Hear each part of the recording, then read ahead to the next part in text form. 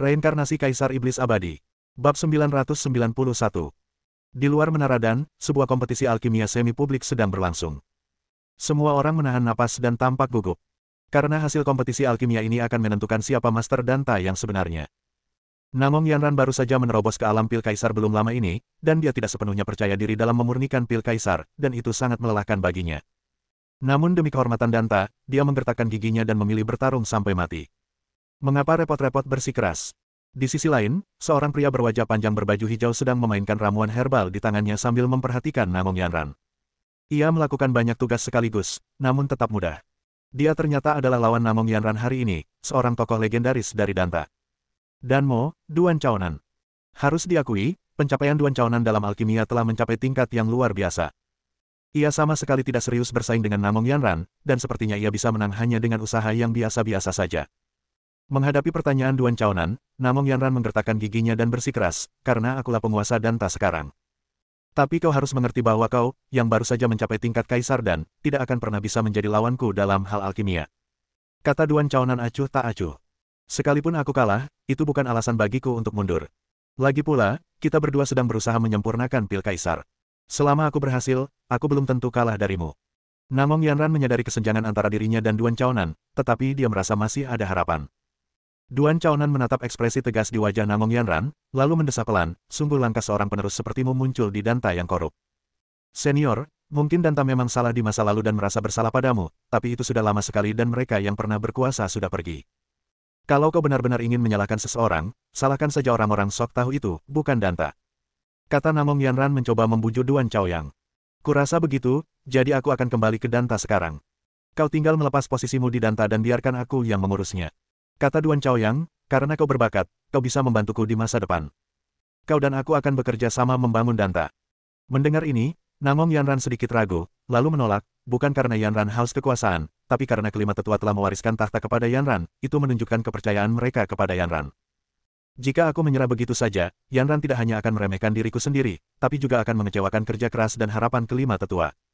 Tidak ada yang salah dengan menyerahkan tahta kepada seseorang yang lebih cakap, tetapi orang pertama yang mengambil alih haruslah orang yang benar-benar berbakat. Bakat Duan Chaonan tidak diragukan lagi, tetapi tidak diketahui apakah dia masih memiliki dendam terhadap Danta. Bagaimana kalau kita serahkan Danta kepadanya dan dia sengaja menyabotasenya? Bukankah itu sama saja mengundang serigala ke dalam rumah? Bagus sekali. Aku menghargai kata-katamu. Aku harus menunjukkan kekuatanku yang sebenarnya dan membuatmu tidak menyesal. Awalnya, Duan Chaonan berencana untuk bertanding secara santai, asalkan ia dapat mengalahkan Namong Yanran. Namun dia tiba-tiba menjadi sangat mengagumi Namong Yanran dan memutuskan untuk memberikan segalanya. Adakan Qingming dan lakukan Dao. Duan Chaonan memperlihatkan postur tubuhnya yang luar biasa untuk pertama kalinya, metode Taoisnya yang misterius berkembang, dan cahaya hijau ilahi muncul di udara. Lalu, semua orang merasakan udara di sekeliling mereka tiba-tiba memanas, dan timbullah rasa pengap dan tertekan yang tak terlukiskan. Yaitu, dalam keterkejutannya, api hijau muncul di tangan Duan Chaonan. Nyala apinya tidak besar, mungkin lebih tepat jika digambarkan sebagai nyala api kecil. Namun, semua orang yang hadir dapat merasakan kekuatan penghancur dari api kecil ini, dan ekspresi semua orang berubah drastis. Kaisar Api, sebenarnya itu Kaisar Api. Kelima tetua Danta hampir terkejut dan terdiam pada saat yang sama, tidak dapat mempercayainya. Duan Chaonan benar-benar memiliki api Kaisar. Bagaimana mungkin mereka tidak tahu betapa mengerikannya api Kaisar? Dahulu kala, ada sekumpulan api kekaisaran yang disegel di dasar Menara Dan. Sesekali, api kekaisaran akan melemahkan segel tersebut, sehingga mereka berlima perlu bergantian menjaga dan memperkuat segel tersebut. Jika terjadi kelalaian, seluruh Menara Dan akan hancur. Duan Chaonan, dari mana kamu mendapatkan api Kaisar? Shen Taeyang tak kuasa menahan diri untuk bertanya. Seorang kaisar dan tanpa dukungan kaisar api tidak bisa disebut kaisar dan yang berkualitas. Duan Chaonan berkata dengan tenang, aku tidak menyia-nyiakan waktuku selama ini. Pergilah lebih sering, dan kau akan selalu menemukan peluang. Oh tidak. Ketika Namong Yanran melihat api Kaisar, dia juga merasa putus asa. Bagi para alkemis, api merupakan suatu hal yang tak terelakkan. Kualitas api akan secara langsung memengaruhi efisiensi pemurnian pil dan kualitas pil. Ia dan Duan Chaonan sedang menyempurnakan ramuan kekaisaran secara bersamaan. Jika keduanya berhasil, persaingan tentu saja akan terletak pada efisiensi dan kualitas ramuan. Akibatnya, situasinya sangat tidak menguntungkan baginya. Tetapi dia telah melakukan yang terbaik, dan apapun hasilnya, dia tidak berdaya untuk mengubahnya. Setelah Duan Chaonan menunjukkan api Kaisar, ia berhenti berbicara dan mengabaikan Namong Yanran. Ia mulai berkonsentrasi penuh pada pemurnian ramuan tersebut.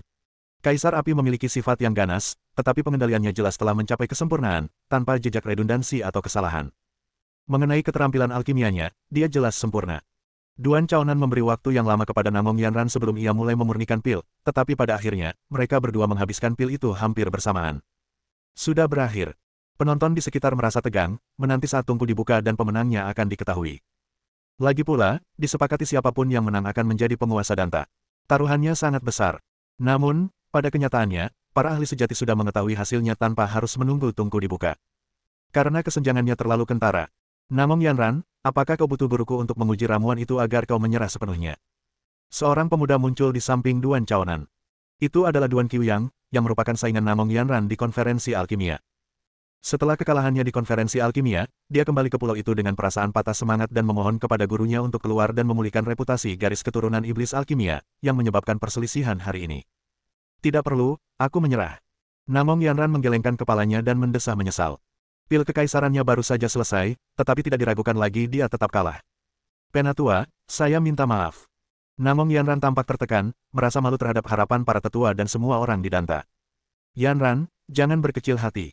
Dia puluhan ribu tahun lebih tua darimu. Tak ada yang memalukan kalah darinya. Tetua Agung menghibur. Tetapi, Namong Yanran ragu untuk berbicara. Tapi kalah ya kalah. Sesuai perjanjian, mulai sekarang, guruku akan menjadi guru Danta. Duan Qiuyang berkata dengan acuh tak acuh, di depan begitu banyak orang, kau tidak akan mengingkari janjimu, kan? Ini. Kelima tetua itu saling berpandangan. Sekali kata terucap, kata itu bisa ditarik kembali. Kalau kita tidak menindaklanjutinya, kita akan jadi bahan tertawaan dan reputasi Danta akan hancur. Aduh. Tetua Agung menghela napas dan berkata, aku mengaku kalah.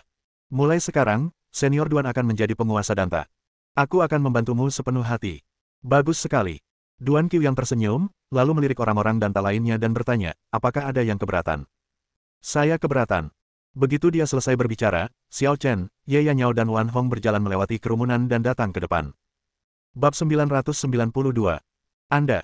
Saat Duan Qiuyang pertama kali mendengar seseorang menyatakan keberatan, dia merasa agak meremehkan.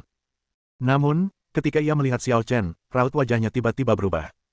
Ia mundur ke sisi Duan Chaonan dan berbisik, Tuan, dia Xiao Chen, juara pertama konferensi alkimia. Oh.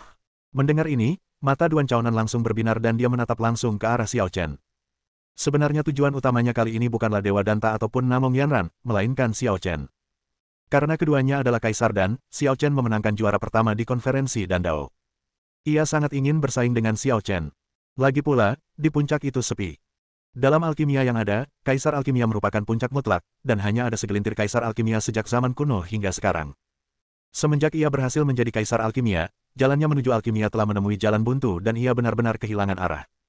Mungkin bersaing dengan kaisar dan lainnya dapat membantunya memperoleh wawasan baru. Menguasai. Saat Namong Yanran melihat Xiao Chen, suasana hatinya yang tertekan langsung sirna, dan digantikan oleh kegembiraan yang tiada habisnya. Sekarang tuannya telah kembali, dia bisa merasa tenang. Tuan Xiao, Anda kembali di waktu yang tepat. Kelima tetua Danta juga sangat gembira. Melihat Xiao Chen seperti melihat seorang penyelamat. Ketika Duan Chaonan datang untuk menantang mereka, mereka tahu bahwa Namong Yanran bukanlah tandingan Duan Chaonan, dan hanya Xiao Chen yang dapat melawannya. Oleh karena itu, mereka berpura-pura membiarkan Namong Yanran menerima tantangan itu dan meminta waktu persiapan selama sebulan, hanya untuk menyeret Xiao Chen kembali. Namun Duan Chaonan merasa bahwa 1 bulan terlalu lama, jadi ia mempersingkat waktunya menjadi 10 hari. Untungnya, Xiao Chen kembali tepat waktu dan menangkap adegan terakhir. Tidak perlu berkata apa-apa lagi, aku sudah tahu. Xiao Chen melambaikan tangannya, mengisyaratkan bahwa mereka akan bernostalgia nanti, lalu berbalik menatap Duan Chaonan dan Duan Qiuyang. Menindas junior rasanya nggak memuaskan, iya. Bagaimana kalau aku ketemu kamu? Xiao Chen, kompetisi sudah berakhir. Namong Yanran sudah mengaku kalah. Kamu tidak mengikuti aturan sekarang. Kata Duan Qiuyang. Qiuyang, jangan kasar. Tegur Duan Chaonan dengan tenang, karena kita di sini untuk mendobrak pintu, bagaimana kita bisa meyakinkan kalau kita tidak mengalahkan yang terbaik di antara mereka? Tuan, dia. Duan Qiuyang ragu untuk berbicara. Apakah kamu khawatir aku akan kalah? Duan Chaonan mengerutkan kening. Qiuyang tidak berani. Meskipun Duan Qiuyang benar-benar khawatir tuannya akan kalah dari Xiao Chen, dia tidak ingin mengatakannya secara langsung dan menyinggung tuannya. Minggir. Duan Chaonan mendorong Duan Qiuyang ke samping, maju selangkah, dan berhadapan langsung dengan Xiao Chen. Jika kau bisa mengalahkanku, semua dendam antara Danta dan aku akan dihapuskan, dan aku bersumpah tidak akan pernah menginjakkan kaki di alam abadi Baekhyong lagi. Mendengar ini, Xiao Chen menggelengkan kepalanya dan berkata, menurutku, ini bukan hukuman. Kalau menang, kau bisa menjadi penguasa Danta, dan kalau kalah, kau bisa pergi begitu saja. Mendapatkan sesuatu tanpa imbalan itu keterlaluan, kan? Duan Chaonan terkejut dan bertanya, apa yang kamu inginkan? Jika kau kalah, setujui satu syaratku. Kata Xiao Chen. Xiao Chen, Namong Yanran sudah pernah kalah sekali. Tidak adil bagi tuanku kalau kau keluar di tengah permainan untuk bertanding dengannya. Kenapa kau harus mengajukan syarat? Tanya Duan Qiu yang tidak yakin. Benar sekali. Xiao Chen merasa itu masuk akal, jadi dia mengubah kata-katanya dan berkata, kalau kau kalah, aku tetap akan mengajukan syarat, tapi terserah kau mau setuju atau tidak. Bagaimana? Bisa. Duan Chaonan langsung menyetujuinya. Selama Anda dapat memverifikasi alkimia Anda sendiri, kondisi dan hal-hal lainnya hanyalah masalah kecil. Saya yakin Xiao Chen, dengan statusnya, tidak akan dengan sengaja mempersulitnya. Apakah kita harus mulai menyiapkan tempatnya lagi? Xiao Chen memandang tungku alkimia milik Namong Yanran, lalu tungku alkimia milik Duan Chaonan. Keduanya menyempurnakan pil kekaisaran, tetapi pemenangnya telah diputuskan bahkan sebelum tungku dibuka. Tidak perlu. Duan Chaonan menggelengkan kepalanya, mengeluarkan selembar batu giok, dan menyerahkannya kepada Xiao Chen, sambil berkata, Namong Yanran dan aku sedang bersaing untuk mendapatkan ramuan kekaisaran yang sama, yang disebut pil Kaisar Yuan Ekstrim. Ini resepnya, pil Kaisar Yuan yang sangat ganas. Xiao Chen mengambil slip giok itu, menyelidiki indera spiritualnya, dan menghafal formula pil itu dalam benaknya. Bisakah itu membuat seorang Raja Abadi mengeluarkan kekuatan seorang Kaisar Abadi dalam waktu singkat? Sungguh ramuan yang ampuh. Jilai di Yuan dan jelas merupakan pil terlarang. Setelah meminumnya, seseorang dapat dengan cepat melepaskan potensinya dan memungkinkan seorang Raja Abadi mendapatkan kekuatan seorang Kaisar Abadi. Akan tetapi, ramuan semacam ini dengan cepat menguras habis kekuatan hidup dan potensi seseorang, dan efek sampingnya pun cukup mengerikan. Gejala sisa yang paling ringan dapat mengakibatkan kelumpuhan selama puluhan tahun atau lebih, sementara mereka yang kurang beruntung akan meninggal mendadak setelah efek obatnya hilang. Dengan kata lain, ini adalah pil yang akan menghancurkan Anda dan musuh. Kenapa kamu tidak memilih pil bermutu tinggi untuk kompetisi? Pil seperti ini tidak berguna untuk disuling dan hanya membuang-buang energi. Keluh Xiao Chen. Bukannya aku tidak mau memilih, tapi aku tidak punya. Duan Chaonan menggelengkan kepalanya dan berkata, formula pil kekaisaran itu sangat berharga, dan aku hanya punya 2 formula pil kekaisaran di tanganku. Aku sudah mencoba kedua formula pil ini berkali-kali dan bisa dibilang hafal. Jika aku menggunakannya untuk bertanding, itu sama saja dengan menindas Namong Yanran. Dari mana resep pil ini berasal? Xiao Chen bertanya sambil memegang slip giok. Guru, ini diberikan kepadaku oleh leluhur Xiao Danta. Jawab Namong Yanran. Jadi begitu. Xiao Chen mengangguk, memikirkan sesuatu.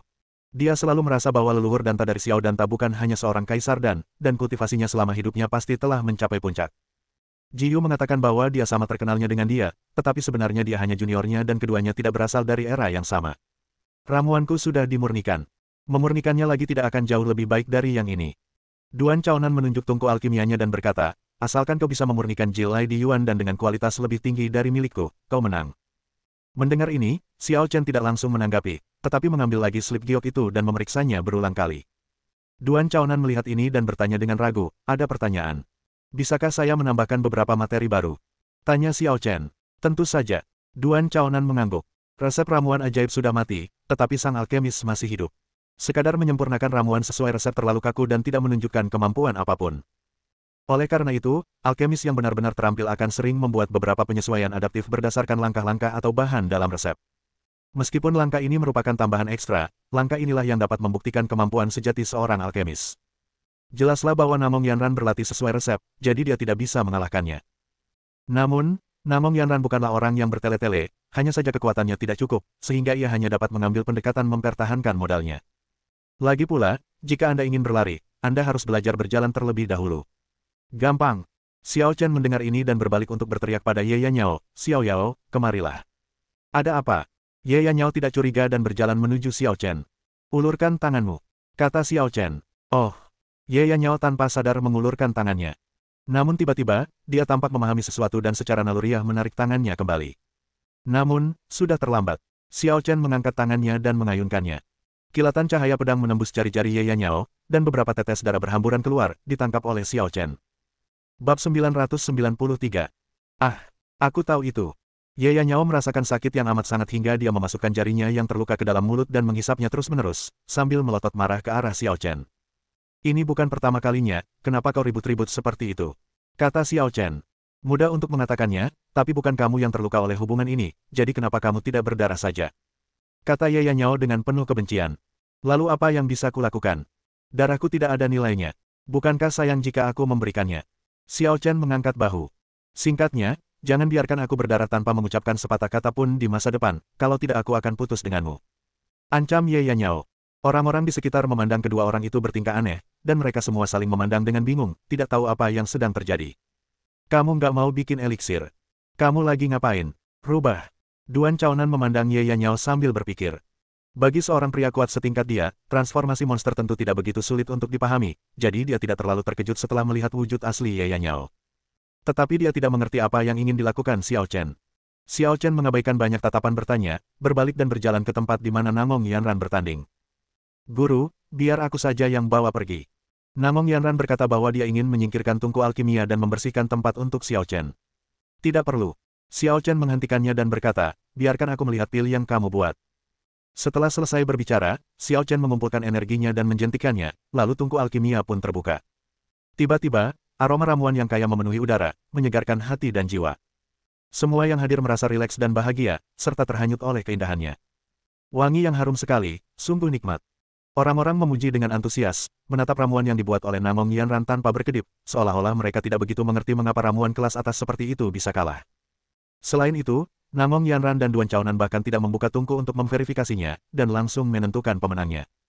Guru, maafkan saya, tapi ini batas kemampuan saya. Berbeda sekali dengan reaksi penonton yang bertepuk tangan, Namong Yanran merasa sangat malu di depan Xiao Chen, dan tampaknya berpikir bahwa ini adalah sebuah kegagalan. Xiao Chen memandangi pil putih bersih tanpa cacat di dalam tungku, merenung sejenak, lalu berkata dengan nada menghibur, kamu baru saja mencapai tingkat Kaisar Pil. Sungguh sulit bagimu untuk langsung menyempurnakan pil yang tidak terampil seperti itu. Nyatanya, kinerja Namong Yanran cukup baik. Setidaknya dia berhasil membuat pil tanpa membiarkannya pecah. Tidak mudah untuk membuat ramuan bermutu kekaisaran. Aku akan membantumu agar usahamu tidak sia-sia. Begitu dia selesai berbicara, Xiao Chen melemparkan darah Ye Yanyao ke dalam tungku alkimia, menutup tutupnya, dan melemparkan tungku itu ke udara. Gunakan semua Xuan Huang, kendalikan api kaisar, dan padatkan pil kaisar. Kekuatan abadi melonjak di telapak tangan Xiao Chen, dan sekelompok api hitam muncul di tangannya. Api kaisar hitam. Mata Duan Chaonan menyipit saat ia menatap api di tangan Xiao Chen dengan saksama. Ia segera berseru kaget, bukan, ini api kaisar pemakan jiwa. Sebagai mantan anggota Danta, bagaimana mungkin dia tidak mengetahui keberadaan Kaisar Api Pemakan Jiwa? Dia bahkan ingin menaklukkan Kaisar Api Pemakan Jiwa pada satu titik, tetapi akhirnya gagal. Keganasan dan keganasan Api Kaisar Pemakan Jiwa jauh melampaui jangkauan Api Kaisar biasa. Dia benar-benar mengagumi kemampuan Xiao Chen untuk membuat Kaisar Api Pemakan Jiwa tunduk. Namun, bahkan dengan Kaisar Api dan darah rubah roh, kau tak bisa mengubah sampah menjadi harta karun. Duan Chaonan mengerti apa yang dimaksud Xiao Chen. Xiao Chen tidak berencana untuk memurnikan ramuan itu lagi, tetapi malah berencana untuk mengolah ramuan kekaisaran yang kualitasnya lebih rendah milik Namong Yanran dan menyublimkannya menjadi ramuan kekaisaran yang sempurna, yang setara dengan mengubah sampah menjadi harta karun. Operasi ini jauh lebih sulit daripada memurnikan pil kekaisaran.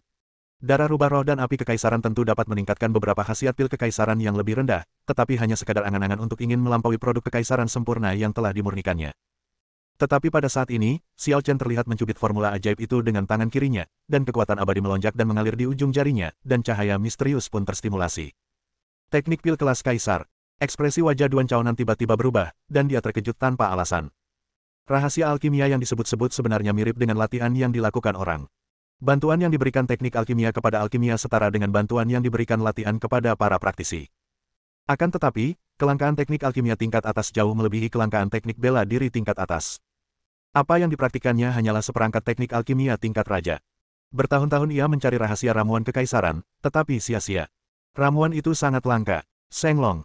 Xiao Chen menggunakan kaisar api dan teknik alkimia, dan dua aliran energi yang dimurnikan dan dipadatkan disuntikkan ke dalam tungku alkimia, menyebabkannya berputar cepat. Di dalam tungku alkimia, Kaisar Yuandan yang sangat ganas, yang menyatu dengan darah rubah roh, mulai berubah dan bergabung kembali. Semua orang yang hadir terkesima dan takjub dengan teknik Xiao Chen yang luar biasa. Sesaat kemudian, Xiao Chen menyimpan api kaisar dan teknik alkimia pada saat yang sama, dan tungku alkimia jatuh dari udara dan mendarat dengan mantap di atas platform batu. Aku sudah selesai. Xiao Chen menatap Duan Chaonan dan berkata, kau tidak keberatan kalau aku pakai pil buatan Yanran, kan? Jika kau bisa meningkatkan pil kekaisaran inferiornya menjadi pil kekaisaran kelas atas, itu berarti memurnikan pil kekaisaran kelas atas akan mudah bagimu. Tak diragukan lagi, kata Duan Chaonan. Bagus. Kata Xiao Chen sambil menekan tangannya ke tungku alkimia, apakah kamu ingin mengungkapkan hasilnya? Kalau begitu, mari kita lihat siapa yang lebih mampu. Kata Duan Chaonan, tangannya juga berada di atas tungku alkimia. Tatapan mereka bertemu dan mereka saling memahami. Membuka. Keduanya bekerja bersamaan dan mengangkat tutup kompor. Ledakan. Dalam sekejap, dua naga energi yang terbentuk dari kondensasi dan ki meledak dari tungku dan mencapai langit dan mengaduk awan.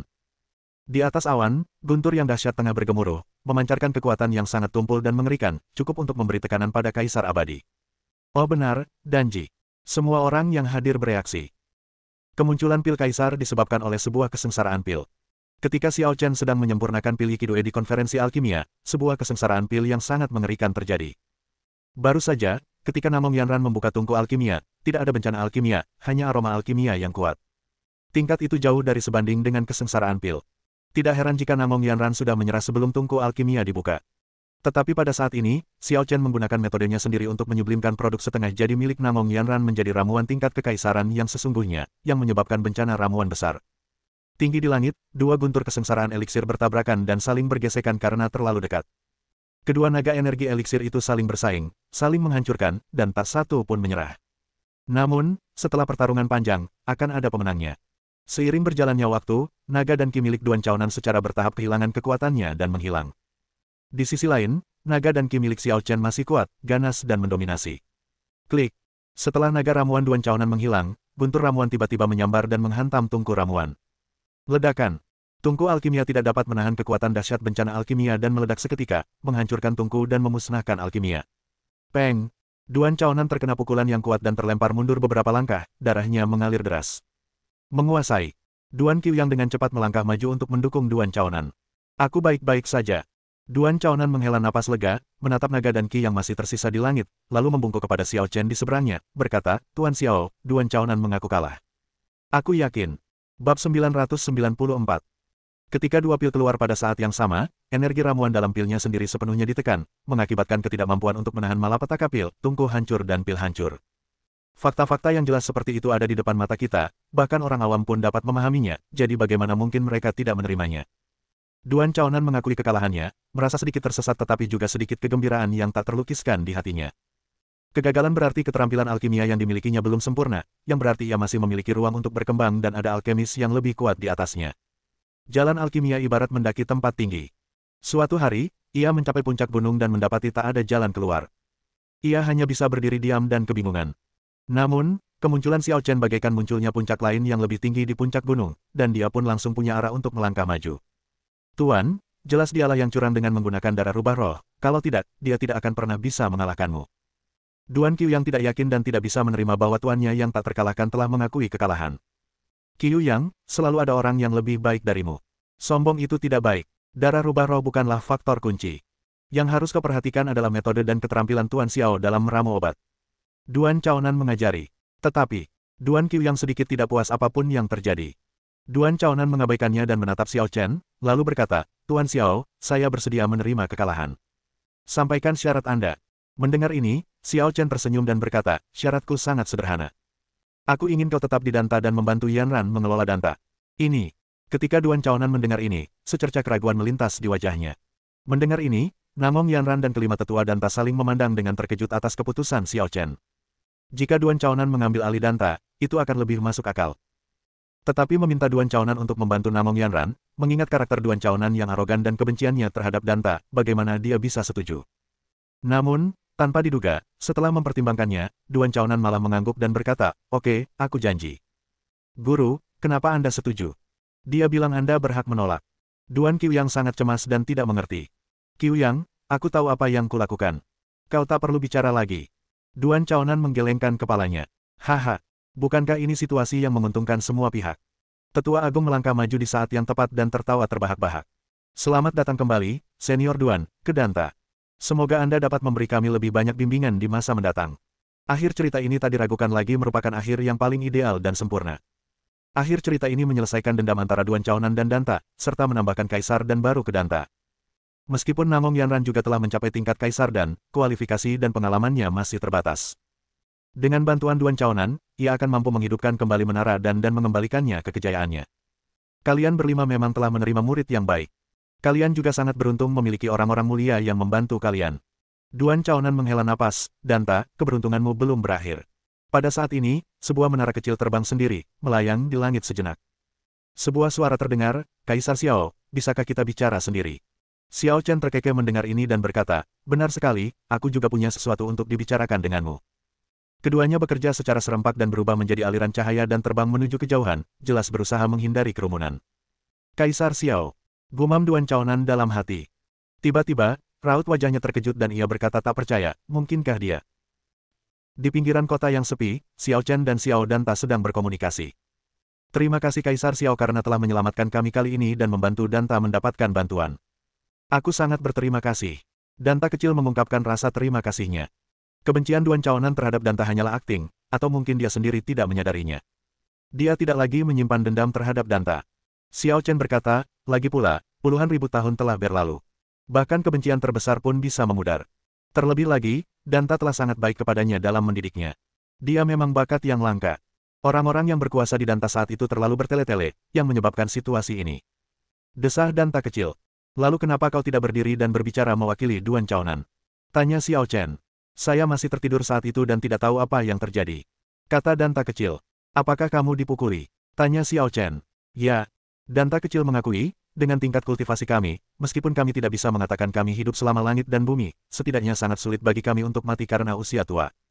Siapa yang menyakitimu?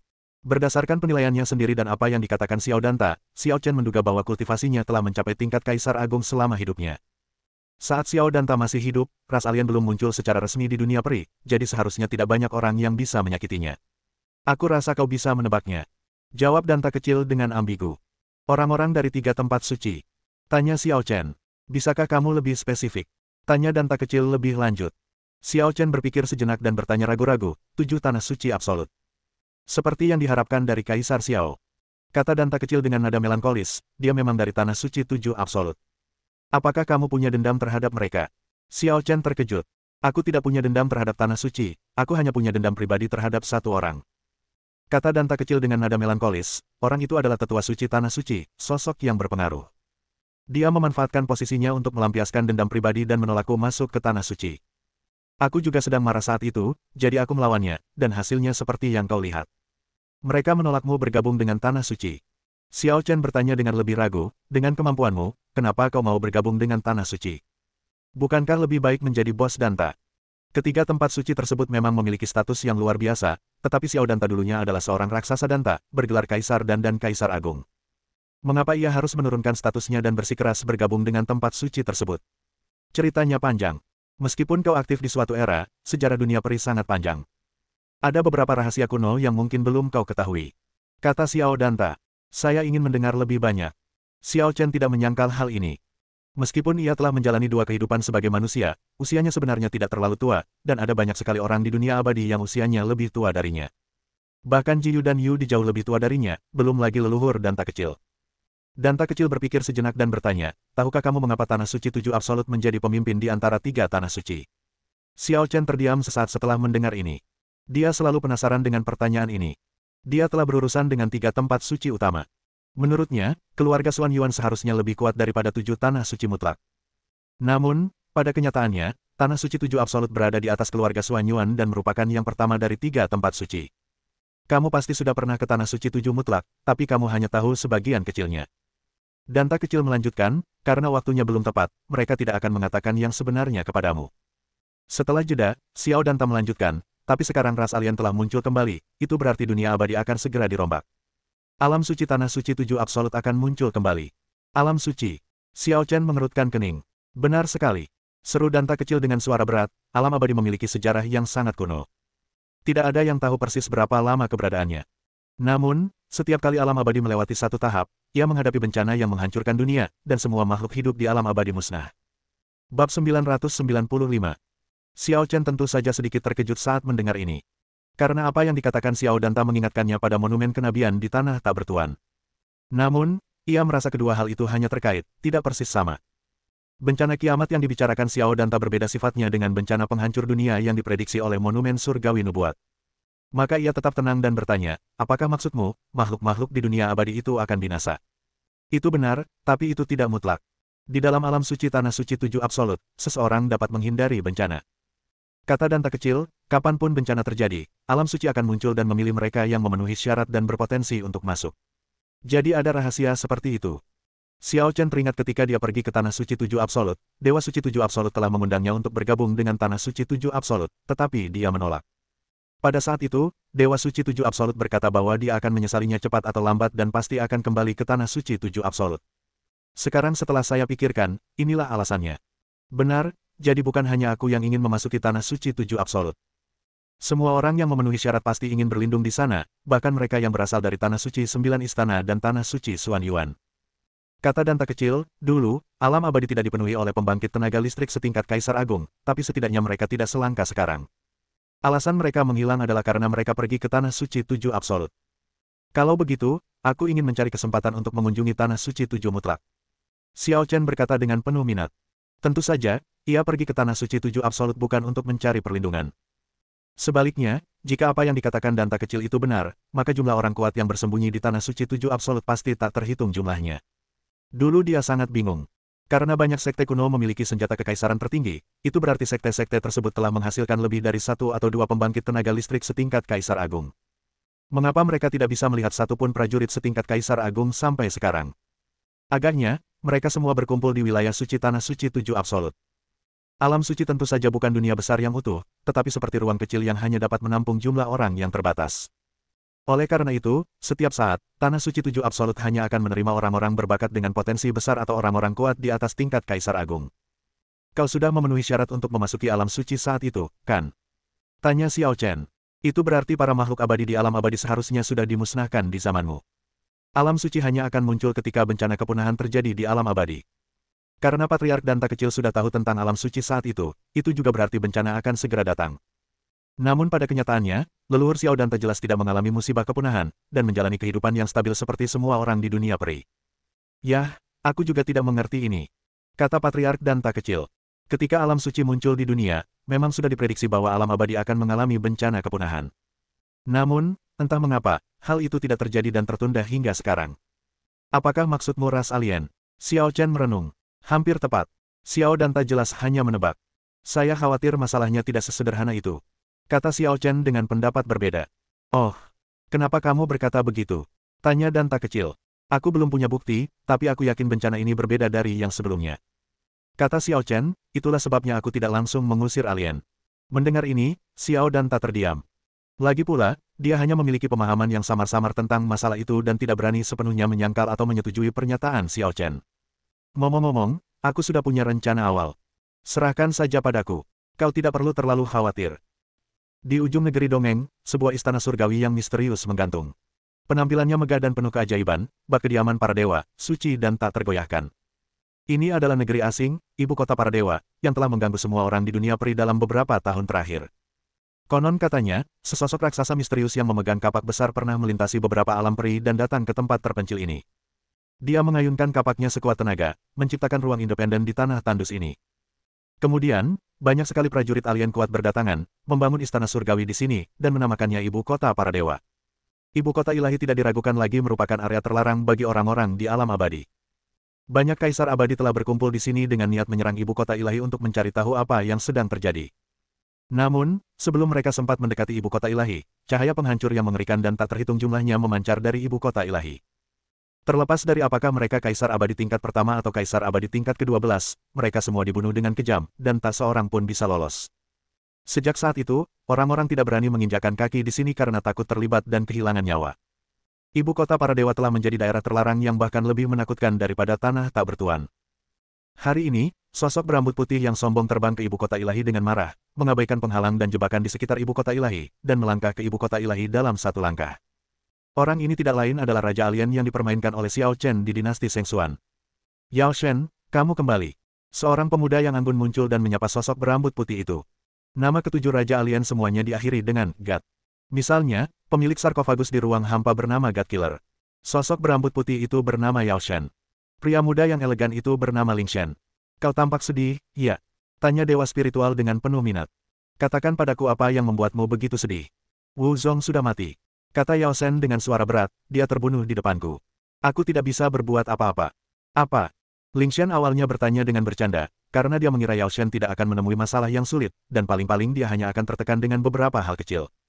Namun, setelah mendengarkan apa yang dikatakan Yao Shen, dia menyadari bahwa segala sesuatunya tidak sederhana. Aku ingat kau pergi ke dinasti Sengsuan untuk memasang jebakan untuk menangkap orang bernama Taichu itu. Tanya Ling Shen, mungkinkah kekuatan Taichu lebih besar darimu? Mereka selalu tahu tentang pembunuhan dua kaisar dinasti Sengsuan, tetapi mereka tidak punya waktu untuk mengatasinya. Belum lama ini, ia dan Yao Shen kembali dari alam iblis bersama-sama. Akhirnya, mereka punya waktu, jadi Yao Shen menawarkan diri untuk menangkap Taichu. Dia pikir Yao Shen sudah cukup sendirian, jadi dia tidak mengikutinya. Namun tidak ada seorang pun yang menyangka Yao Shen akan dikalahkan. Dengan terbunuhnya 3 kaisar baru berturut-turut, dinasti Sengsuan benar-benar menjadi bahan tertawaan. Orang itu mengandalkan kemampuan fisiknya yang luar biasa untuk mempermainkanku. Memikirkan hal itu, Yao Shen murka dan berkata, kalau saja dia tidak kabur, aku tidak akan kalah darinya. Apakah gerakanmu sangat bagus? Mata Dewa Roh berbinar ketika mendengar ini. Pada saat ini, tiba-tiba terdengar hembusan napas dari dalam istana ibu kota ilahi, yang mengejutkan Ling Shen dan Yao Shen pada saat yang bersamaan. Bos, apakah Anda sudah keluar dari karantina? Ling Shen tampak terkejut, dan bahkan kemarahan Yao Shen pun mereda sementara. Kekuatan naga leluhur terlalu kuat. Aku masih belum mampu menyerap kekuatannya sepenuhnya. Butuh waktu. Aku keluar dari pengasingan kali ini berkat instruksi dari gadis suci. Orang suci. Yao Shen dan Ling Shen keduanya terkejut. Ya, Sang Santo meminta kami untuk pergi ke wilayah klan Rubah Langit dan menangkap seekor rubah kecil untuknya. Bab 996. Menangkap rubah. Ling Shen dan Yao Shen saling memandang. Wanita suci itu entah sudah tak terlihat selama ribuan tahun, atau begitu muncul, ia langsung memberi mereka tugas-tugas remeh. Apa ia benar-benar berpikir mereka tak punya urusan? Orang suci itu sama sekali tidak bertingkah seperti orang suci. Dia menganggur seharian. Bagaimana mungkin aku ingin menangkap rubah untuknya? Kalau kau mau pergi, pergilah. Yao Shen mengibaskan lengan bajunya dan pergi dengan marah. Melihat ini, Ling Shen tersenyum tak berdaya dan berkata, Bos, Yao Shen pasti mengalami kemunduran besar, jadi wajar saja kalau suasana hatinya sedang buruk. Jangan dimasukkan ke hati. Aku tahu alam abadi tidak sesulit kelihatannya. Setidaknya 100 kali lebih sulit dihadapi daripada alam iblis dan alam iblis. Terima kasih atas kerja kerasmu selama ini. Bos, apa yang kau bicarakan? Sebenarnya, aku berharap alam abadi bisa menghasilkan beberapa lawan yang layak, kalau tidak, akan sangat membosankan. Dewa Roh tertawa, dan jika bos sepenuhnya mengintegrasikan kekuatan naga leluhur, aku khawatir dia juga akan kesepian karena tidak bisa menemukan lawan. Yah, saat ini, aku hanya bisa mengimbangi Patua Xuan Yuan. Setelah aku sepenuhnya mengintegrasikan kekuatan naga leluhur, Patua Xuan Yuan akan rentan di hadapanku. Dengan begitu, rencana kita bisa segera terlaksana tanpa perlu khawatir. Saya benar-benar menantikan hari itu. Kata Ling Shen. Kita harus menunggu sebentar. Aku tidak bisa bergerak. Kamu akan menyelesaikan tugas yang diberikan oleh Santo. Klan Rubah Langit tidak terlalu kuat. Menangkap rubah kecil itu mudah, tapi... Dewa Roh bertanya-tanya, tapi apa niat orang suci di balik ini? Apakah dia ada hubungannya dengan klan Rubah Langit? Aku tidak tahu detailnya, tapi aku hanya perlu menyelesaikan misi ini secepat mungkin. Ini sensor yang diberikan Sein kepadaku. Begitu rubah kecil itu muncul, sensornya akan menyala. Setelah dia selesai berbicara, sebuah benda bundar terbang keluar dari kedalaman istana surgawi, dan Dewa Roh secara tidak sadar meraihnya. Oke, aku mengerti. Ling Shen menatap sensor di tangannya dan berkata, aku akan menangkap rubah kecil itu secepat mungkin. Baiklah, aku akan menunggu kabar baikmu. Setelah berkata demikian, suara itu lenyap tanpa jejak. Gilev, Kyle. Dewa Roh tiba-tiba berteriak dingin, dengan keagungan yang besar. Seketika, dua raksasa kekar, masing-masing setinggi 3 meter, muncul, berlutut dengan satu kaki di hadapan Dewa Roh, dan berkata dengan hormat, bawahanmu ada di sini. Ikutlah denganku ke wilayah klan Rubah Langit. Kata Dewa Roh. Dewa Roh, kita berdua bisa dengan mudah menaklukkan klan Rubah Langit bersama-sama. Kenapa repot-repot denganmu secara pribadi? Benar sekali, jika kamu ingin menangkap rubah kecil itu, kami bisa membantu. Jelas, mereka berdua mendengar percakapan kedua raja tadi. Lagi pula, itu bukan rahasia dan tidak perlu ditutup-tutupi. Aku tahu ini cuma masalah kecil, tapi akhir-akhir ini aku sudah lama tidak aktif dan ingin meregangkan otot-ototku. Ayo kita pergi bersama, kata roh itu. Ya, Tuan. Keduanya berhenti berusaha membujuk satu sama lain. Lagi pula, merupakan suatu kehormatan besar bisa bepergian bersama raja. Xiao Chen tinggal di negeri Dongeng Beiqiong selama 3 hari. Setelah memikirkannya, ia menyadari bahwa tidak ada yang membutuhkannya di sini, tetapi klan Rubah Langit harus pergi sesegera mungkin.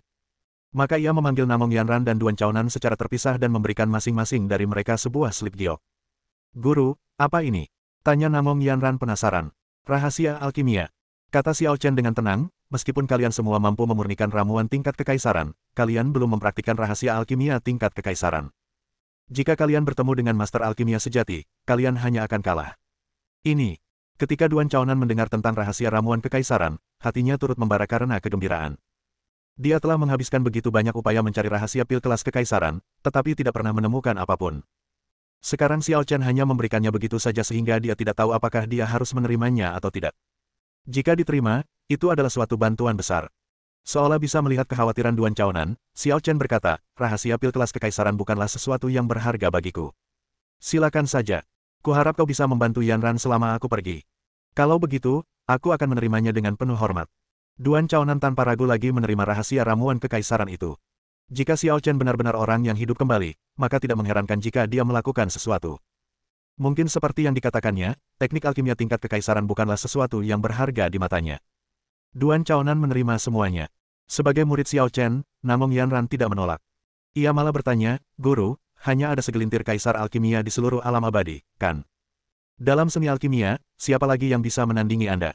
Tidak sesederhana yang kau pikirkan. Xiao Chen menggelengkan kepalanya. Kaisar alkimia masih jauh dari puncak jalur alkimia, sama seperti kaisar abadi bukanlah akhir dari jalur keabadian. Belum lagi orang lain, wanita yang menempati tubuh Bu Yunyan memiliki pencapaian dalam alkimia yang pastinya lebih dari sekadar seorang kaisar alkimia. Lagi pula, pil yang dimurnikannya dapat memungkinkan Ye Yanyao menumbuhkan 9 ekor secara langsung, dan efeknya bahkan lebih menakjubkan daripada pil roh surgawi 9 putaran. Tentu saja, dia pasti telah berusaha semaksimal mungkin untuk membuat pil yang membutuhkan waktu 300 tahun untuk disempurnakan dan memperlakukannya sebagai harta karun. Ye Yanyao mencuri buahnya, jadi dia takut cepat atau lambat dia akan mencari Ye Yanyao. Setelah itu, Xiao Chen membawa Ye Yanyao dan menuju ke negeri dongeng Beiqiong. Wilayah klan Rubah Langit relatif dekat dengan negeri dongeng Ziwei, tetapi karena mereka harus kembali ke negeri dongeng Beiqiong terlebih dahulu, itu setara dengan berputar-putar, dan butuh waktu setengah bulan penuh untuk tiba. Daerah tempat klan Rubah Langit berada dikelilingi oleh awan dan kabut, bagaikan negeri dongeng di bumi. Di sini, semua yang Anda lihat murni dan halus, tanpa jejak polusi, memungkinkan Anda untuk sepenuhnya merasakan keindahan alam. Wah, pemandangan di sini masih indah. Ye Yanyao berdiri di atas Silver Moon Shuttle, memandangi pemandangan gunung dan sungai dengan emosi yang meluap-luap. Setelah berjalan-jalan di luar, saya menemukan bahwa pegunungan sebenarnya lebih baik. Tentu saja, dia pergi keluar bukan hanya untuk bersenang-senang, tetapi juga untuk mencari seseorang yang dapat membantu merawat neneknya. Lagi pula, dia merasa sangat sedih melihat neneknya menderita dan menua dari hari ke hari. Meskipun Xiao Chen mengenal Kaisar Abadi Rubah Langit, dia belum pernah ke wilayah klan Rubah Langit. Ini adalah pertama kalinya baginya. Di pelukan Ye Yanyao, rubah putih itu tiba-tiba menjadi gelisah dan melompat keluar, hampir melompat dari pesawat ulang-alik bulan perak yang terbang di langit. Jiao, apa yang sedang kamu lakukan? Ye Yanyao bereaksi cepat, meraih ekor rubah putih dan menariknya kembali. Yiyaya. Rubah putih itu mengayunkan cakarnya dan menunjuk ke depan, tampak semakin tidak sabar. Apa katamu? Ye Yanyao tidak mengerti maksudnya sejenak. Dikatakan bahwa klan Sky Foxmu diserang. Kata Xiao Chen tenang, matanya menatap ke kejauhan. Meskipun masih ada jarak, tidak diragukan lagi bahwa pertempuran sedang terjadi di sana, dan gelombang kekuatan destruktif tengah memancar. Apa, sialan? Ekspresi Ye Yanyao berubah. Dalam kemarahan, kekuatannya melonjak tak terkendali, menampakkan wujud rubah berekor 9. Memanggil. Ye Yanyao, dalam wujud 9 ekornya, adalah iblis yang sempurna. Tubuhnya sebesar gunung, dan kecepatannya luar biasa. Ia menghilang dari pandangan Xiao Chen dalam sekejap mata. Apakah ini wujud Kyuubi-nya? Xiao Chen juga merasa takjub dalam hatinya. Namun, masalahnya mendesak dan tidak ada waktu untuk berpikir. Ia menyimpan Silver Moon Shuttle dan segera menyusul. Bab 997. Di wilayah klan Rubah Langit, pertempuran sengit tengah berlangsung. Sekelompok penguasa alien yang kuat menerobos masuk dan membantai klan Skyfox, tampaknya berniat memusnahkan klan tersebut. Meskipun klan Skyfox terlahir dengan bakat yang kuat, mereka dapat meningkatkan kekuatannya dengan mengandalkan jumlah ekor yang mereka tumbuhkan. Namun, mereka pada dasarnya lembut, tidak suka berkelahi dengan dunia, dan tidak terlalu tertarik pada praktik spiritual. Oleh karena itu, tidak banyak master di suku tersebut. Kebanyakan dari mereka hanya memiliki 3 atau 4 ekor dan bahkan tidak bisa bertransformasi. Jadi, ini lebih merupakan pembantaian daripada perkelahian. Untuk sementara waktu, klan Rubah Langit berduka, dengan banyak korban jiwa. Gunung yang damai dan suci ini langsung berubah menjadi penjara berdarah di bumi. Di atas batu besar di tanah tinggi, 2 raksasa tinggi dengan ekspresi arogan berdiri berdampingan, melihat pemandangan pembantaian di bawah, mencibir dan tampak menikmatinya. Tidak ada daya untuk melawan. Membosankan sekali, kata Gilev dengan pupil hijaunya kecewa. Ini cuma masalah kecil, pantas saja Tuan Yao Shen tidak datang. Kata Kyle yang masih remaja. Satu-satunya rubah ekor 9 yang tangguh dari klan Rubah Langit terluka parah. Raja Langit tidak perlu campur tangan. Siapapun di antara kita bisa memusnahkan klan Rubah Langit. Nah, Dewa Roh mengejar rubah berekor 9 itu. Aku penasaran bagaimana hasilnya, kata Gilev. Rubah berekor 9 itu benar-benar menentukan. Karena tidak bisa mengalahkan kita, ia meninggalkan manusia-manusianya dan melarikan diri. Sebenarnya, inilah kepintarannya. Dia ingin menahan dewa spiritual terkuat di antara kita dan menyebarkan kekuatan kita agar rakyatnya punya kesempatan untuk melarikan diri. Kata Kyle. Kesempatan untuk kabur. Gilev mencibir. Kau bercanda. Denganku di sini, tak seorang pun dari klan Rubah Langit bisa kabur. Aku hanya bilang rubah berekor 9 berpikir begitu, tapi aku tidak bilang apa yang dia pikirkan pasti berguna. Kyle mengangkat bahu. Tepat saat mereka berdua sedang mengobrol.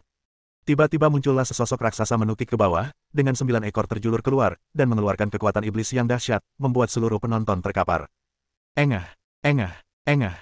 Dalam sekejap mata, hampir separuh prajurit alien tertusuk energi iblis, entah mati atau lumpuh. Sisanya juga terdesak oleh energi iblis, tak berani maju dengan gegabah. Yan Yao. Pada saat ini, semua rubah, baik yang berwujud manusia maupun iblis, berkumpul di sekitar Ye Yan Yao, mencari perlindungan di satu sisi dan mengekspresikan ketakutan mereka di sisi lain. Bagi mereka yang jauh dari dunia, bencana hari ini belum pernah terjadi sebelumnya dan sungguh mengerikan. Pemandangan saudara, saudari, sanak saudara, dan sahabat yang tak terhitung jumlahnya meninggal secara tragis bagaikan mimpi buruk yang tidak dapat disingkirkan. Ye Yan Yao memandangi mayat-mayat klan Rubah Langit yang berserakan di sekelilingnya, merasa sangat marah. Kekuatan iblis dalam tubuhnya tak terbatas, membantunya menembus batas lagi. Kamu pantas mati. 9 ekor bergerak bersama, seperti burung merak yang membentangkan bulu ekornya. Ye Yan Yao menampilkan postur dewa iblis dan menyerbu ke perkemahan para prajurit alien, memulai pembantaian massal. Serangan mendadak itu, ditambah dengan kekuatan iblis yang tak tertandingi, membuat para prajurit alien kesulitan untuk melawan untuk sementara waktu, dan mereka dikalahkan satu demi satu. Oh, QB yang lain. Di tempat yang tinggi, Gilev dan Kyle melihat penampilan dewa iblis Ye Yan Yao, dan alih-alih merasa malu, mereka menunjukkan kegembiraan. Akhirnya, ada yang layak. Gilev ingin mencoba. Pada saat ini, sensor di tangannya mulai berbunyi bip dan memancarkan cahaya merah. Dialah rubah yang dicari orang suci itu. Kata Kyle dengan terkejut. Haha, sempurna. Dia milikku. Kyle, jangan lakukan apa-apa. Gilbert tertawa keras, dan Gilbert melompat turun dari tempat tinggi dan berdiri di depan Ye Yan Yao. Pergilah ke neraka. Ye Yan Yao yang murka hampir kehilangan akal sehatnya. Ia tak peduli siapa pengunjung itu. Ia melepaskan kekuatan iblisnya pada Gilev yang menghalangi jalannya. Namun, Gilev menanggapinya dengan enteng, menggulung udara dengan tangannya, menyerap semua kekuatan iblis untuk digunakannya sendiri, lalu memantul keluar. Peng! Bahkan wujud iblis besar Ye Yan Yao pun tak kuasa menahannya, ia terguncang keras ke belakang dan terluka di tempat. Yan Yao. Semua orang Skyfox maju untuk melindungi Ye Yan Yao, takut dia akan mengalami kecelakaan. Aku baik-baik saja. Ye Yan Yao menghela napas lega dan menatap Gilev dengan ekspresi serius. Orang ini benar-benar berbeda dari yang lain dan bukan lawan yang dapat ia lawan. Cek-cek. Cuma itu yang bisa kau katakan. Gilev berdiri dengan tangan di belakang punggungnya, menatap Ye Yan Yao dengan jijik, kekuatanmu jauh lebih rendah daripada rubah ekor 9 yang terluka itu.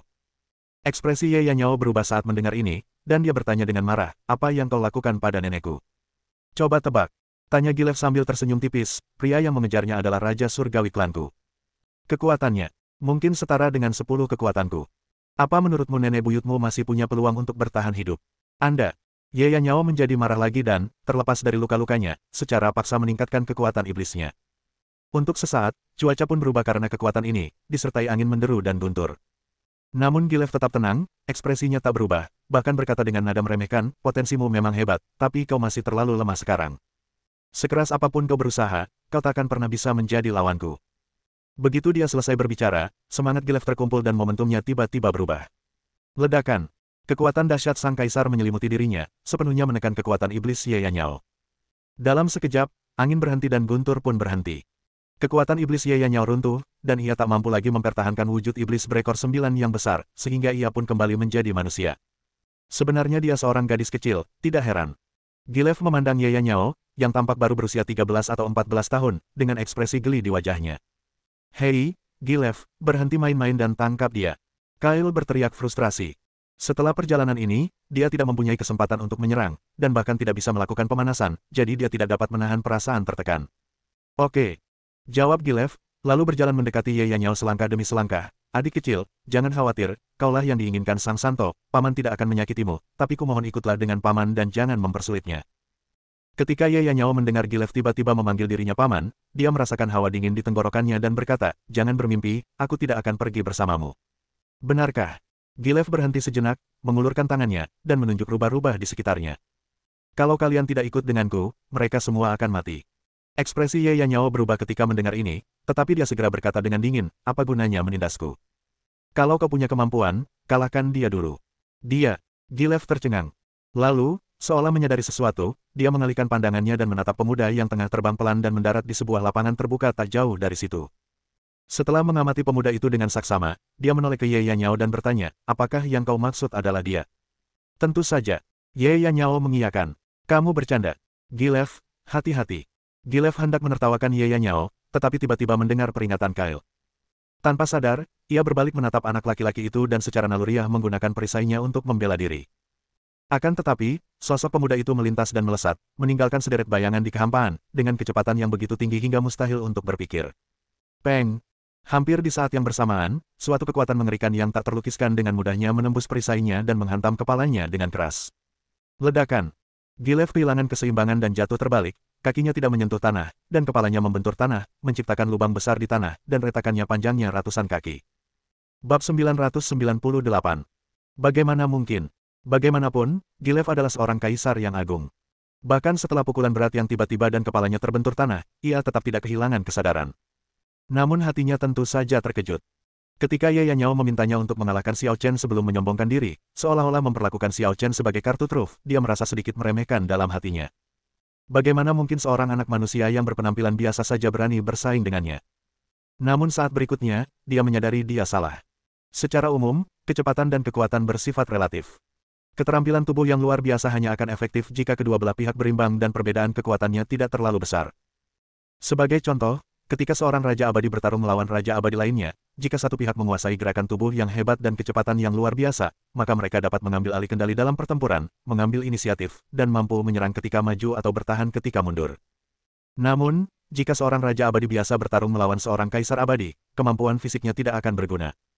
Tidak peduli seberapa cepat seorang Raja Abadi, ia akan tampak bergerak dalam gerakan lambat di depan Kaisar Abadi. Sebab setelah menerobos suatu alam, yang ditingkatkan bukan hanya kekuatan, tetapi juga kemampuan menyeluruh dalam segala aspek. Misalnya, menjelajahi saraf, atau kesadaran spiritual. Gilev ceroboh dalam hal ini. Saat pertama kali melihat Xiao Chen, dia tidak menganggapnya serius sama sekali. Namun dia tidak pernah menyangka kalau kecepatan Xiao Chen begitu cepat hingga melebihi kecepatan indera spiritualnya, sehingga mustahil baginya untuk merespon tepat waktu. Jadi meskipun dia tidak mengambil tindakan pencegahan yang serius, itu membuktikan bahwa Xiao Chen tidak jauh lebih lemah darinya. Seorang kaisar yang kuat, hebat, akhirnya ada sesuatu yang menantang. Jauh dari rasa frustrasi, Gilev justru bersemangat tinggi. Ledakan. Sang kaisar mengerahkan seluruh kekuatannya untuk melesat keluar, menembus batas-batas bumi. Ia melesat dari tanah dan berputar-putar di angkasa. Kamu berhasil mengendap-endap, sekarang giliranku untuk membalas. Gilev mencibir, merentangkan tangannya, dan mengubah kekuatan dewa alien itu. Dalam sekejap, angin dan awan di langit bergerak, dan guntur menggelegar menggemparkan seluruh area. Pada saat ini, seluruh wilayah klan Sky Fox diselimuti oleh pemandangan kehancuran yang mengerikan. Tuan muda, hati-hati. Seseorang dari klan Rubah Langit mengkhawatirkan Xiao Chen. Jangan gugup, dia tidak akan kalah. Kitalah yang tidak aman di sini dan akan menahannya. Ye Yanyao tidak mengkhawatirkan Xiao Chen. Ia kembali berubah menjadi wujud 9 ekor, membungkus orang-orang klan Rubah Langit, dan membawa mereka pergi agar tidak terpengaruh oleh pertempuran. Apakah langkah pembuka Gilev merupakan persiapan untuk langkah itu? Kyle yang hendak mengulurkan tangan membantu, kembali menahan tenaganya, seolah-olah dia merasa tidak perlu campur tangan. Lagi pula, jarang baginya melihat Gilev begitu termotivasi, jadi dia membiarkannya menjadi pusat perhatian untuk pertama kalinya. Langkah ini bukan hal yang penting. Ambillah, Li Qianchuang. Tiba-tiba, Gilev di langit meraung, dan ia berubah menjadi seekor binatang buas yang memiliki kekuatan supernatural. Binatang itu tampak seperti lembu tetapi bukan lembu, bertanduk 4, dan sangat kuat. Oh! Ledakan! Binatang itu meraung ke angkasa, guntur bergemuruh, kehampaan retak, gunung-gunung dan sungai-sungai sejauh ribuan mil berguncang, dan makhluk-makhluk yang tak terhitung jumlahnya merangkak dan gemetar. Kemudian, Gilev menukik ke bawah dengan kekuatan singa yang ganas, berniat membunuh Xiao Chen dalam satu serangan. Tetapi pada saat ini, Xiao Chen tiba-tiba mengangkat tangannya dan kebetulan bertemu Gilev di arah yang berlawanan. Klik. Sama seperti situasi ketika perisai itu rusak sebelumnya, telapak tangan Xiao Chen sekali lagi dengan mudah menembus bayangan binatang buas yang menyelimuti Gilev. Dalam sekejap, kekuatan suci Gilev menghilang seperti bola kempes, dan kekuatan mengerikan yang cukup untuk menghancurkan gunung-gunung dalam jarak 100 mil juga lenyap secara misterius. Apa? Gilev merasa ngeri dan pupil matanya berkontraksi tajam. Pada saat ini, telapak tangan Xiao Chen tidak lagi terhalang dan dia mencengkeram leher Gilev. Kamu tidak sehebat itu. Xiao Chen berbicara untuk pertama kalinya, Nadanya sangat tenang, namun dipenuhi dengan kesombongan dan penghinaan. Namun, Gilev tidak berani membantah dan berteriak dengan sangat ketakutan, "Tidak. Jangan." Abunya menghancurkan dunia yang sunyi. Dengan kata-kata yang dingin dan serius, jurus sucinya muncul, dan sejumlah besar energi abadi meledak dalam sekejap, sepenuhnya menyelimuti dirinya dan Gilev. Ledakan. Api dahsyat yang dahsyat itu langsung melahap semua materi di sekitarnya, menyapu area seluas ratusan mil. Yang dapat kulihat hanyalah lautan api yang berkobar. Kichireo. Lagi pula, Kyle adalah tokoh setingkat kaisar, jadi dia segera terbang ke ketinggian untuk menghindari ledakan. Dia tahu bahwa Gilev pasti akan mati dalam ledakan seperti itu. Namun, ia bingung. Ledakan itu tampaknya juga memengaruhi Xiao Chen, seolah-olah sebuah rencana untuk menghancurkan dirinya sendiri dan musuhnya. "Kenapa kamu tidak lari saja? Apa yang kamu pikirkan?" Tiba-tiba lautan api bergolak, membentuk sebuah lorong, dan sesosok tubuh yang diselimuti cahaya keemasan melangkah keluar dari lautan api, tanpa terluka dan memperlihatkan keilahian yang luar biasa. Brengsek. Kyle mengumpat dan berbalik hendak melarikan diri. Dia hanya berpikir bahwa Xiao Chen akan terpengaruh sampai batas tertentu, dan selama Xiao Chen terluka, dia akan mampu bertarung. Namun, jelas ia salah perhitungan. Xiao Chen jelas tidak akan benar-benar binasa bersama musuh-musuhnya. Itu hanyalah ilusi untuk menipunya. Tidakkah menurutmu sudah agak terlambat untuk lari sekarang? Awalnya, Xiao Chen mencibir acuh tak acuh, lalu dengan lambaian tangannya, dia menyerap semua gaya angin dan guntur dan mengintegrasikannya ke dalam niat pedang alami. 10.000 pedang tanpa jalan, angin dan guntur. Xiao Chen mengekspresikan perasaannya dengan gaya permainan pedang yang belum pernah terlihat sebelumnya, dan dia menggunakannya dengan mudah. Dalam sekejap, langit dipenuhi angin dan guntur, yang berubah menjadi pedang angin dan guntur, saling menyerang dan berputar-putar, dengan ribuan bilah pedang yang kuat. Kyle yang hendak melarikan diri, menghadapi serangan pedang angin dan guntur dan harus mengerahkan segenap kekuatannya untuk melawan. Dah. Meskipun awalnya ia mampu melawan, kekuatan alam tak terbatas dan jurus pedang angin dan guntur tak ada habisnya. Meskipun Kyle memiliki kekuatan kaisar, ia perlahan-lahan menjadi tak berdaya. Akhirnya, engah, peng. Sebilah pedang petir menembus pertahanan dan menembus tubuhnya. Kekuatan dahsyat itu menghantam Kyle hingga terpental. Bola itu mengenai Xiao Chen tepat di kakinya. "Kau, siapa kau?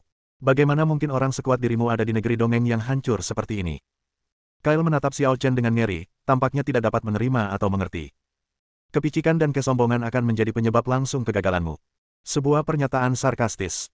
Kemudian, Xiao Chen mengangkat tangannya dan menyerang, dan jari cahaya ilahi menembus alis Kyle. Engah. Sebuah lubang darah muncul di antara kedua alisnya, dan Kyle meninggal di tempat, bahkan jiwanya hancur. Melihat pertempuran telah berakhir, Ye Yanyao terbang kembali bersama orang-orang dari klan Rubah Langit. Siapakah mereka, dan mengapa mereka melakukan tindakan kejam seperti itu terhadap klan Rubah Langit? Ye Yanyao patah hati. Dalam pertempuran ini, klan Rubah Langit menderita banyak korban, dan banyak teman baik mereka menghilang. Mereka pasti berada dalam bahaya besar. Mereka di sini untuk menangkapmu. Xiao Chen menghela napas, aku tidak menyangka akan secepat ini. Tangkap aku. Ye Yanyao terkejut dan bertanya, mengapa? Xiao Chen melirik Ye Yanyao dan berkata, karena kamu mencuri ramuan orang lain. Ah, maksudmu orang-orang ini dikirim oleh wanita itu? Ye Yanyao bertanya dengan heran. Bukankah sudah jelas? Xiao Chen mengangkat bahu dan berkata, tapi kita bicarakan ini nanti. Ayo kita cari nenek buyutmu dulu. Oh, nenek. Ye Yanyao baru ingat dan buru-buru bertanya kepada teman-teman Skyfox-nya, di mana nenek? Bab 999. Jauh di dalam pegunungan Tianduan, seekor rubah putih terbang menembus hutan dengan putus asa. Kecepatan rubah putih itu begitu cepat hingga hampir mendistorsi ruang. Hanya dengan melewati ruang hampa, tekanan aliran udara yang diciptakannya sudah cukup untuk menghancurkan pepohonan di sekitarnya. Namun di belakangnya, seorang pemuda anggun mengejar dengan perlahan dan mantap. Secepat apapun rubah putih itu berlari, ia selalu mampu mengimbanginya. Bahkan tampak seolah ia tidak berusaha sekuat tenaga untuk mengejar. Langkahnya jelas sangat lambat, tetapi ia bisa menempuh jarak ribuan kilometer dalam sekejap. Pemandangan di sekitarnya menjadi ilusi, seolah ia berjalan dalam ruang dan waktu. Cek, meskipun lukanya parah, dia masih bisa bergerak secepat itu. Kata Dewa Roh takjub. Klan Rubah Langit memang punya keunggulan unik di beberapa hal, tapi... Apa kau pikir rakyatmu akan aman kalau terus menahanku seperti ini? Meskipun rubah putih itu sangat cepat, Dewa Roh masih dapat mengejarnya dan mencegatnya jika ia mau. Hanya saja dia tidak ingin mengakhiri permainan terlalu cepat, dan dia ingin menghibur dari awal sampai akhir. Terlebih lagi, sensor tidak merespons di klan Rubah Langit sebelumnya, yang berarti target tidak berada di klan Rubah Langit. Tanpa tujuan, misi tidak akan selesai. Akan lebih baik membiarkan Kyle dan Gilly bersenang-senang dan membuat perjalanan ini berharga. Mungkin, jika Anda menunggu, gol itu akan muncul dengan sendirinya. Ling Shen tidak tahu kalau tebakannya benar dan targetnya benar-benar muncul, dan dia masih mengejar rubah putih itu. Ia mengira rubah putih itu pada akhirnya akan kehabisan tenaga dan kekuatan, dan akan berhenti ketika mencapai batasnya. Namun pada saat ini, rubah putih itu tiba-tiba mengubah lintasan lurusnya dan jatuh menuju ngarai dataran rendah. Kilatan cahaya putih muncul, lalu menghilang. Dewa Roh mengerutkan kening, lalu mencibir, indera keilahianku sudah menguncimu. Kau bermimpi kabur dengan trik sekecil itu. Mengikuti napas yang terdeteksi oleh indera spiritualnya, sang Dewa Roh membungkuk dan bergegas masuk ke ngarai. Setelah melewati beberapa rintangan dan dinding batu, ia melihat sebuah gua. Tempat ini. Roh itu berdiri sejenak di depan gua, merasakan debaran jantung yang tak dapat dijelaskan, seolah-olah ada semacam tabu tersembunyi di dalam gua yang membuat orang asing menjauh. Aku tidak percaya. Roh itu menekan rasa takutnya, memperlihatkan sikap seorang raja, dan melangkah ke dalam gua tanpa rasa takut. Suara mendesing. Angin aneh dan suram bertiup ke arahku, dan udara dipenuhi dengan perubahan waktu. Meskipun tidak ada objek eksternal atau lingkaran sihir yang menghalangi jalan, bagian dalam dan luar gua tampak seperti dua dunia yang benar-benar berbeda, sungguh mengerikan. Sang Dewa Roh bahkan lebih terkejut, tetapi tetap tak takut, berjalan selangkah demi selangkah menuju ke dalaman gua. Tidak ada mekanisme khusus di dalam gua itu, tetapi rasa ngeri karena melanggar tabu menjadi semakin kuat. Untungnya, dewa spiritual itu memiliki kultivasi yang kuat. Jika orang biasa mendekatinya, dia pasti akan ketakutan setengah mati. Setelah berjalan sekitar 1/4 jam, roh itu akhirnya menemukan rubah putih. Rubah putih itu telah kembali ke wujud manusianya dan terjatuh di sudut, lemah dan tak berdaya, tanpa kekuatan untuk melawan. Lagi pula, dia sudah terluka parah, dan dia melarikan diri menggunakan metode rahasia, hampir menghabiskan semua energi iblisnya. Aku sudah terlihat tua, dan sekarang aku terlihat lebih tua lagi. Jelek banget. Dewa Roh tidak ragu menggunakan kata-katanya yang sarkastis dan menghina. Pada saat ini, Kaisar Abadi Rubah Langit, yang telah menjelma menjadi tubuh manusia, tampak sangat tua. Kulit dan wajahnya ditandai oleh usia, kering, keriput, dan tak bernyawa. Mendengar ini, Kaisar Abadi Rubah Langit tidak menunjukkan kemarahan. Ia hanya menatap Dewa Roh dengan tenang dan berkata, tahukah kau bahwa aku pernah menjadi salah satu dari 10 Kaisar Abadi di alam abadi Ziwei, dan juga wanita tercantik di alam abadi Ziwei?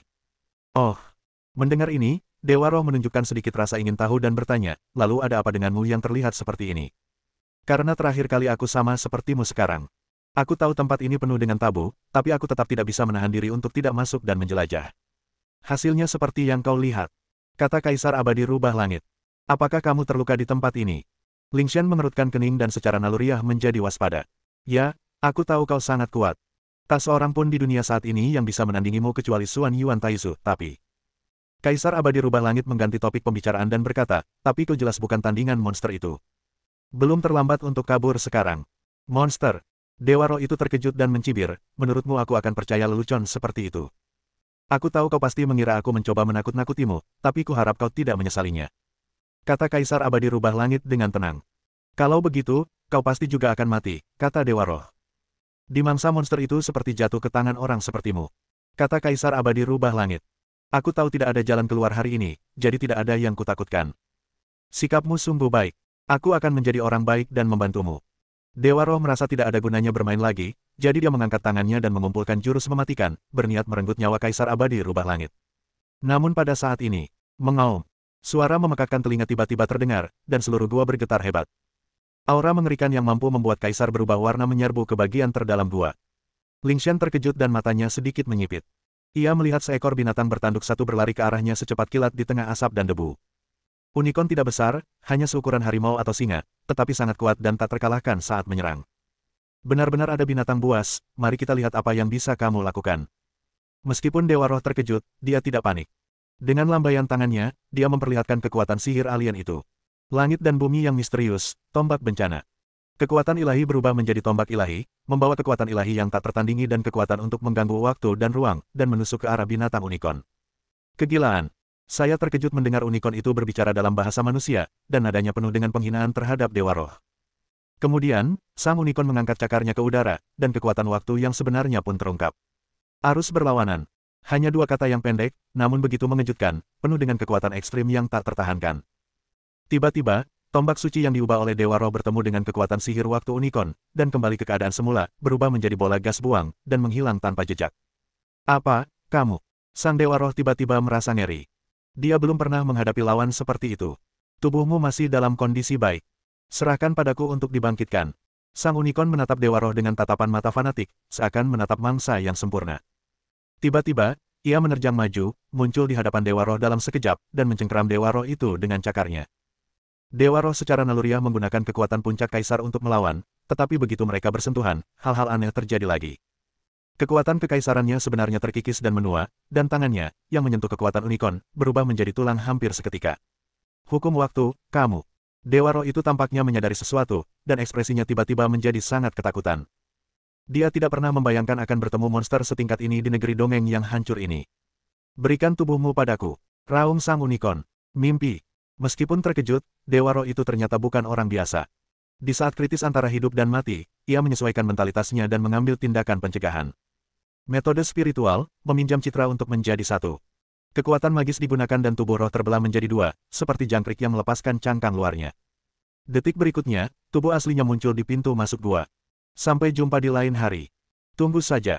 Dewa Roh yang kelelahan itu menarik napas, menatap dengan marah ke arah unicorn dan kaisar abadi rubah langit, berbalik dan melarikan diri, menghilang dalam sekejap. Bab 1000. Brengsek. Ketika sang unicorn melihat sang Dewa Roh menggunakan sihir untuk melarikan diri, ia dengan marah menghancurkan tubuh palsu di depannya, dan meraung dengan campuran suara manusia dan raungan binatang, mengguncang langit dan bumi, dan langsung masuk ke lapisan bumi ke-18. Akhirnya aku menemukan tubuh yang mampu menahan kekuatanku, tapi dia malah kabur begitu saja. Sungguh hina. Binatang unicorn itu merasa menyesal dalam hatinya. Ia terlalu bersemangat tadi dan belum sepenuhnya siap sebelum bertindak. Bagaimana kamu bisa lolos dari situasi itu? Kaisar abadi rubah langit juga sangat terkejut. Kekuatan Dewa Roh melampaui ekspektasinya. Bagaimanapun, dia pernah bertarung melawan binatang unicorn di masa jayanya dan tahu betapa mengerikannya binatang itu. Saat itu, ia belum masuk jauh ke dalam gua. Ia hanya menyentuh jejak kekuatan unicorn di luar pintu masuk gua, dan langsung terhantam keras. Ia begitu ketakutan hingga berlari keluar tanpa menoleh ke belakang. Namun hari ini dia telah bertekad untuk mati, jadi dia mampu menghadapinya dengan tenang. Dengan kemampuanmu, kenapa kau tidak mengusir mereka? Kaisar rubah surgawi menatap langsung ke arah unicorn itu dan bertanya, apakah kau terjebak di sini? Mendengar ini, sang unicorn berbalik dan menatap dingin kaisar abadi rubah langit, sambil berkata, kau hampir mati, tapi masih banyak bicara. Apa kau lelah hidup? Justru karena aku akan mati, aku perlu bicara lebih banyak. Kata kaisar abadi rubah langit. Jika kau mati dengan pertanyaan dan rasa ingin tahu, kau mungkin mati dengan penyesalan. Jika kamu ingin mati, aku akan mengabulkan keinginanmu. Meskipun binatang unicorn itu sangat membutuhkan tubuh yang dapat menahan kekuatannya, ia belum siap untuk mengambil alih tubuh seorang wanita. Oleh karena itu, Kaisar Abadi Rubah Surgawi tidak memiliki nilai apapun baginya, dan tidak sayang untuk membunuhnya. Tetapi saat dia hendak melancarkan gerakan mematikannya, dia tiba-tiba melihat Dao Tian Feng Rohani. Jurus pamungkas klan peri tiba-tiba menyerang, dan ribuan cahaya spiritual berkumpul menjadi sinar pedang sepanjang satu kaki, menghentikan waktu sejenak. Dan dalam waktu yang singkat ini, cahaya pedang tiba lebih dulu dan menghalangi gerakan mematikan unicorn. Peng!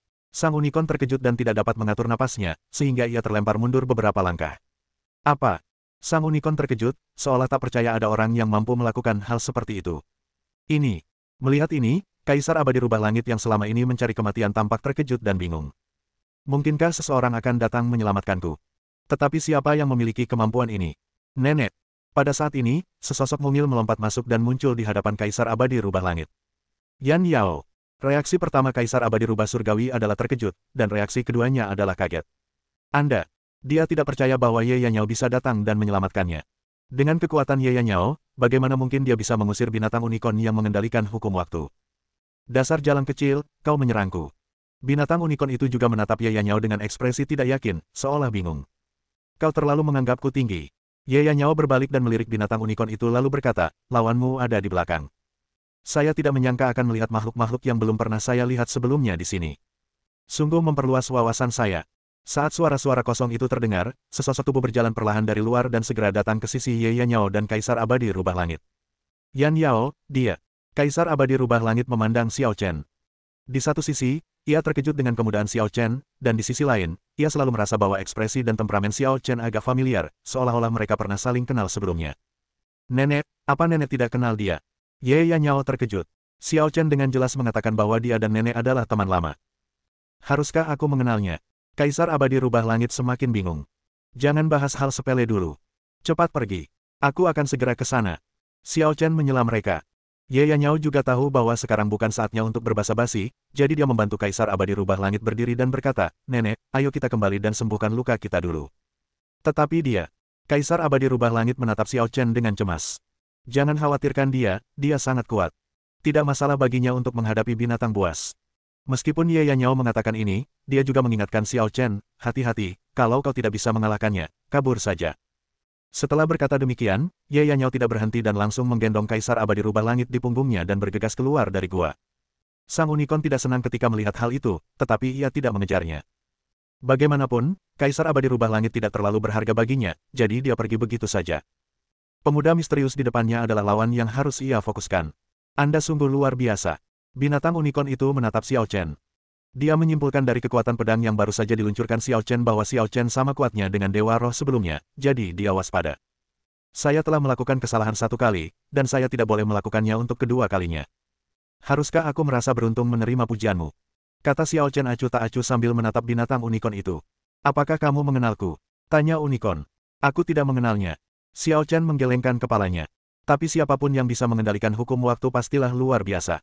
Sang unicorn terdiam, dengan pikiran lain di benaknya. Tapi kondisimu sedang tidak baik sekarang, kan? Xiao Chen tidak peduli dengan reaksi unicorn itu dan melanjutkan, terpenjara di sini, tidak bisa melarikan diri, sungguh memalukan. Apa katamu? Nada suara unicorn itu tiba-tiba menjadi gelap. Apa aku salah? Tanya Xiao Chen sambil berjalan santai di sekitar gua, mengamati sekelilingnya. Sepertinya tidak ada jebakan di sini, tapi sebenarnya ini penjara besar, mungkin dirancang khusus untukmu. Setelah jeda, Xiao Chen melanjutkan, tentu saja, yang benar-benar mengikatmu bukanlah gua ini, melainkan tubuhmu yang buas. Itulah sebabnya kau ingin sekali menemukan tubuh yang cocok dan lolos dari kesulitan ini. Karena kau tahu segalanya, maka serahkan tubuhmu kepadaku. Sang unicorn tiba-tiba menyerang, menerjang ke depan, dan menamparkan Xiao Chen dengan cakarnya dengan keras. Xiao Chen tampaknya telah menduga hal ini dan mengangkat tangannya untuk menghalanginya. Ledakan. Kedua kekuatan itu saling bertabrakan, tidak ada yang menyerah, dan kekuatan sisa yang mengerikan memengaruhi seluruh area. Namun karena struktur gua yang khusus, kekuatan kedua orang itu hanya menyebabkan gua bergetar, dan mereka tidak dapat keluar. Gua ini sangat kuat, pantas saja kamu tidak bisa keluar. Xiao Chen juga terkejut dengan struktur gua itu. Dia yakin ada penghalang formasi di sini, tetapi orang luar tidak dapat merasakan penghalang ini hanya ditujukan pada unicorn. Kau masih punya pikiran untuk melihat-lihat. Unicorn itu tertawa dingin, melawan arus. Tiba-tiba, kemampuan penuaan aneh muncul kembali dan menyerang Xiao Chen dalam sekejap. Sama seperti lengan Dewa Roh yang sebelumnya terkikis menjadi tulang, telapak tangan Xiao Chen juga mengalami penuaan saat bersentuhan dengan kekuatan ini, kulitnya terkikis dan tulang-tulangnya terekspos. Apakah ini yang mampu kamu lakukan? Namun Xiao Chen tampaknya tidak panik. Ia mengaktifkan Huangji Huaxian Jue, dan kekuatan aslinya berubah menjadi cahaya kemasan, melindungi telapak tangannya dari bahaya dan mengimbangi kekuatan penuaan. Bagaimana mungkin kamu? Sang unicorn menunjukkan ekspresi tidak percaya. Apakah ada seseorang di dunia ini yang mampu menandingi kemampuannya? Kemampuanmu sungguh menarik minatku. Aku akan kembali besok. Meninggalkan beberapa patah kata, Xiao Chen mengundurkan diri dan meninggalkan gua itu. Dia sudah membuat beberapa rencana, tetapi tidak disarankan untuk bertindak saat ini. Dia akan kembali dan memeriksa luka Kaisar Abadi Rubah Langit terlebih dahulu.